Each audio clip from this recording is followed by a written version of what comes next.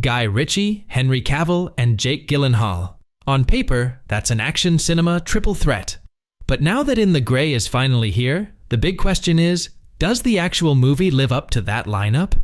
I've spent some time breaking down the pacing, the character dynamics, and that signature Ritchie style to see if this is a new classic or just a stylish retread.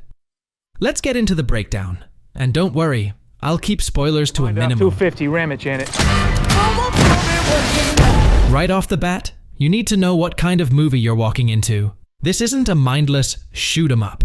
In the Grey is a tactical heist thriller that operates in that gritty, high-stakes extraction world.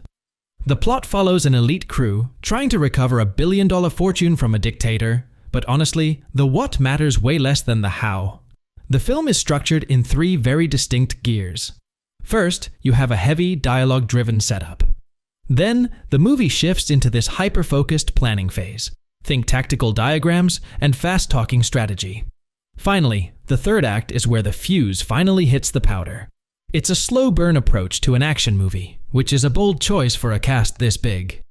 Henry Cavill plays Sid with this quiet, hulking confidence. We've seen him work with Ritchie before, but here, he feels more settled.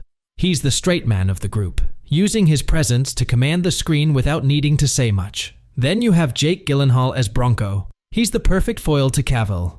Gyllenhaal brings this loose, unpredictable, and slightly manic energy that keeps the dialogue scenes from feeling too stiff. The bromance between these two is easily the best part of the film. It's that classic Ritchie banter where they clearly care about each other, but expressed almost entirely through insults. And Eiza Gonzalez as Sofia is the glue. She isn't just the girl on the team. She's the negotiator, and arguably the most competent person in the room.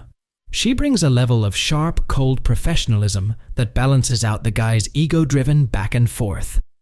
Stylistically, this is Ritchie playing his greatest hits. You've got the slick editing, the on-screen text, and that rhythmic dialogue. It's effortlessly cool, and at 98 minutes it doesn't waste time. But I have to be honest about the trade-offs. Because the movie spends so much time on the talky side of the heist, the first half can feel a bit bogged down in exposition. If you're coming in looking for non-stop adrenaline, the pacing might feel a little jarring. It's a movie that loves the sound of its own voice, which is fine if you enjoy the banter. But it does mean the action takes a backseat for a large chunk of the runtime. It's a very safe film. It's not trying to reinvent the genre or shock you with massive plot twists. It knows it has a charismatic cast and a cool aesthetic, and it leans on those two things heavily. So is it worth the watch? If you're a fan of that specific Guy Ritchie vibe, the sharp suits, the tactical planning, and the dry British humor, you're going to have a blast. The Cavill-Gyllenhaal dynamic alone makes it worth the price of admission. Just go in knowing it's more of a heist procedural than a war movie. But I want to hear from you. Did the pacing work for you, or were you waiting for more action? Drop your thoughts in the comments. Hit subscribe for more reviews, and I'll see you in the next one.